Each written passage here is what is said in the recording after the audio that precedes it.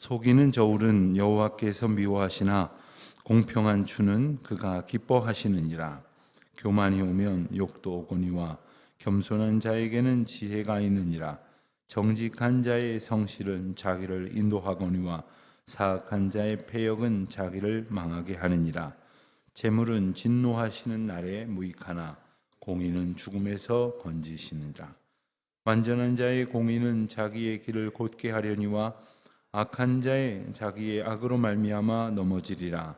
정직한 자의 공의는 자기를 건지려니와 사악한 자는 자기의 악에 잡히리라. 악인은 죽을 때에 그 소망이 끊어지나니 불의의 소망이 없어지느니라. 의인은 환난에서 구원을 얻으나 악인은 자기의 길로 가느니라. 악인은 입으로 그의 이웃을 망하게 하여도 의인은 그의 지식으로 말미암아 구원을 얻느니라. 의인이 형통하면 성읍이 즐거워하고 악인이 패망하면 기뻐 외치느니라. 성읍은 정직한 자의 축복으로 인하여 진흥하고 악한 자의 입으로 말미암아 무너지느니라. 지혜 없는 자는 그의 이웃을 멸시하나 명철한 자는 잠잠하느니라. 두루 다니며 한담하는 자는 남의 비밀을 누설하나 마음이 신실한 자는 그것을 숨기느니라. 지략이 없으면 백성이 망하여도 지략이 많으면 평안을 누리느니라. 타인을 위하여 보증이 되는 자는 손해를 당하여도 보증이 되기를 싫어하는 자는 평안하니라. 아멘.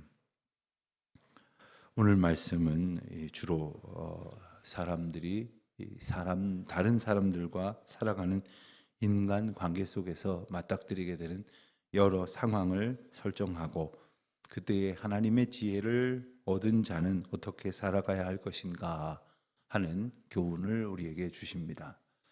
우리가 이 세상을 살아가는 데 있어서 저마다 나름대로의 기준이 있습니다. 돈이 되는 일이면 내가 욕을 먹어도 내가 혹은 다른 사람들한테 비난을 받고 또 외면을 당하고 심지어는 관계가 끊어지는 한이 있어도 내가 그 일은 내 일로 만들겠다. 이런 식의 생각을 가지고 살아가는 사람도 있고, 돈보다 더 중요한 것은 사람들과 사람들 사이의 신의이고 그리고 남을 위하는 것이고 무엇보다도 하나님께 영광이 되는 것이어야 한다. 이런 생각을 가지기도 합니다. 그런가 하면 정직한 삶을 최우선으로 삼고자 애를 쓰는 사람은 남들이 알건 모르건 혹은 이 모든 상황이 어떻게 결론이 지어지든 간에 그것이 혹 나에게 손해로 다가오더라도 정직한 자의 걸음을 걷겠노라 이렇게 결단하고 그렇게 살아가는 것도 다 나름의 기준을 가진 것이라고 하겠습니다. 하나님의 백성이라면 말할 것도 없이 하나님의 허락하시는 지혜가 우리 모든 삶의 덕목을 결정짓는 기준이 될 것입니다. 특별히 1절 말씀을 보면 정직에 대해서 말씀을 하시는데 속이는 저울과 공평한 추를 이제 대조하는 표현이 나옵니다. 그런데 저울을 속이는 것 그리고 추가 공평한 것은 여간에서는 드러나지 않을 수도 있습니다. 많은 사람들을 속이는 일이 오히려 꽤 쉬워 보일 수도 있습니다. 그렇기 때문에 이 정직하기가 어려운 겁니다. 다 속지 않고 다 그대로 드러난다고 하면 함부로 어떻게 속이겠습니까마는 내가 속이면 다른 사람들이 속고 그로 인한 나의 유익은 생각보다 크다 이런 생각을 가지면 서슴지 않고 남을 속이려 할 것이겠습니다마는 그러한 태도는 사람들은 속아서 내게는 유익을 가져다 줄지 모르지만 여호와께서 미워하시는 일이다. 정직한 자의 삶은 그분이 기뻐하시는 일이다. 우리가 우리의 삶에 있어서의 그 행동 양태를 결정하는 것이 바로 하나님의 기쁨이 되기를 원한다고 말은 하는데 서슴지 않고 여호와께서 미워하시는 일들을 하고 있지는 않은가 분명히 생각해 보게 하시는 말씀입니다. 하나님의 공의를 아는 자 그리고 그것을 믿는 자 그리고 그것을 어떻게 하든지 지켜내려는 자가 정직할 수 있을 것입니다. 2절을 보면 사람과의 관계 속에서 교만과 겸손이 가져다 주는 그러한 덕목에 대해서 생각하게 하시는 말씀이 나옵니다. 교만이 오면 욕도 오거니와, 즉 부끄러움도 오거니와, 겸손한 자에게는 지혜가 있느니라. 겸손은 하나님 앞에서 우리의 모습을 비추어 생각해 볼 때에 비로소 가능한 덕목입니다.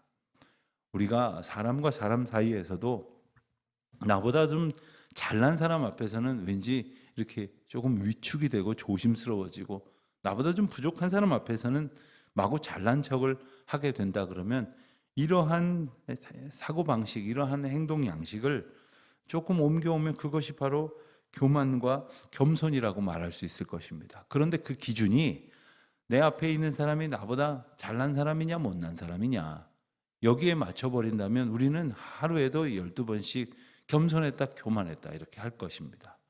신실함을 가진 사람이라고 말할 수 없을 것입니다. 늘 우리가 한결같은 태도를 갖기 위해서는 언제나 우리 앞에 함께 계시는 하나님의 은혜 앞에 내가 있음을 깨달을 때, 우리는 교만하여지려고 하는 인간의 속성이 앞에 내세워지려 할지라도 하나님 앞에 내가 있음을 깨달으면서 비로소 감사할 수 있고 겸손할 수 있고, 그리고 하나님 앞에 온전한 믿음의 태도를 가질 수 있게 될 것이고, 그러한 태도로 사람들 앞에 살아갈 수 있게 될 것입니다. 그와 함께 있는 것 같지만 하나님 앞에 있음을 우리가 알 때에 우리는 언제나 겸손한 태도를 간직할 수 있을 것입니다. 어떤 사람 앞에서는 혹 못된 심보일는지 모르지만 겸손하고 싶지 않은 그런 사람도 있습니다. 저렇게 고약한 사람, 못돼 먹은 사람 앞에서는 나도 내 입속을 좀 챙기고 바보같이 굴지 않겠다, 뭐 이런 생각을 할 때가 있습니다. 상대에 따라서 변하는 것이 아니라 언제나 내가 하나님 앞에 있음을 깨닫되 사람 앞에서 하나님이 주시는 지혜로움을 따라 행동을 해야 할 것이겠습니다. 4절을 보면 재물은 진노하시는 날에 무익하나 공의는 죽음에서 건지느니라. 가만히 생각을 해보면 재물 자체는 사실 특별한 의미가 없는 겁니다.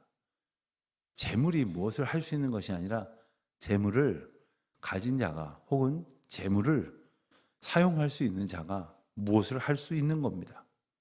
그런데 재물을 내게 허락하신 하나님의 은혜 앞에서 그 허락하신 그 뜻에 합당한 그러한 나의 기준을 가지고 재물을 관리하느냐, 또 재물을 다룰 수 있고 그 재물을 선용할 수 있느냐, 그때에 하나님 앞에서 그 재물은 유익한 것이 되기도 하고 해로운 것이 되기도 합니다. 그런데 재물이 우리 가운데에 유익을 가져다 주는 것이 아니라 바로 하나님의 공의가 우리를 유익으로, 또한 하나님의 공의로, 그리고 사망에서 생명으로 건지는 구원으로 인도하신다는 사실을 우리는 알아야 하겠습니다.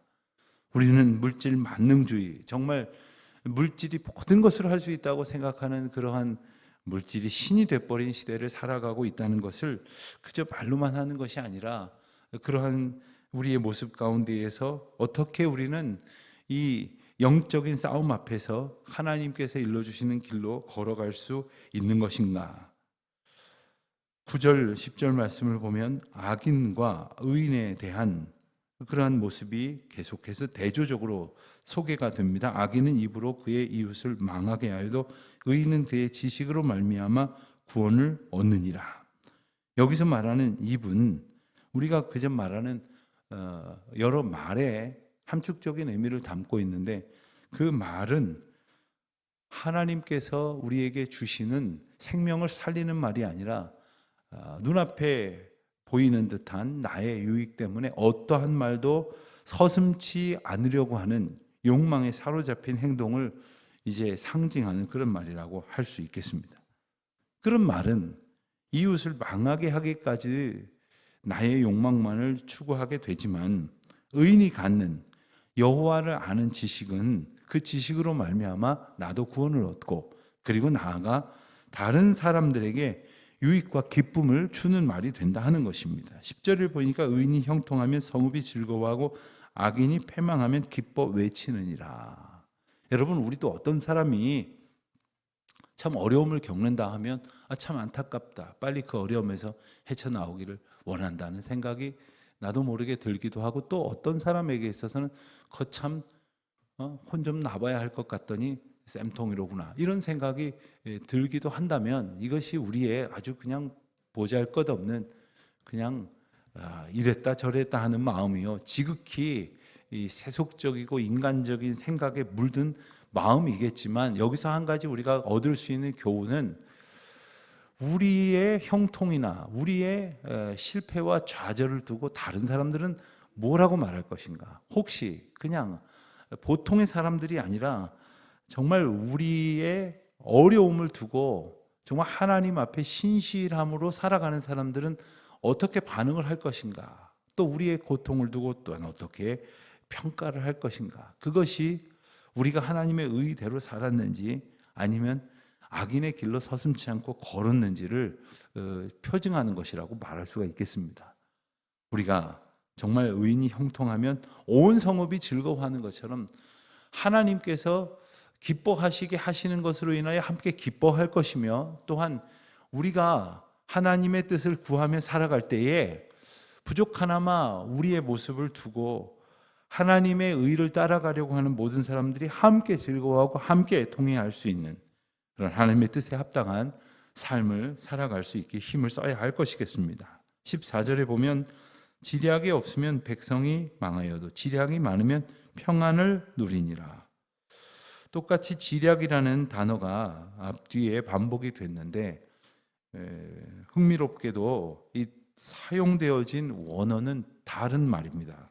앞에 있는 단어는 타흐블라라고 하는 원어가 사용되어졌는데, 인도 혹은 조언 혹은 인도함을 받다, 이런 말이 될 것이고, 그리고 뒤에 나오는 지략은 야하츠라고 하는 말로서 충고를 받다 혹은 충고해 주는 사람, 이런 의미를 담고 있습니다.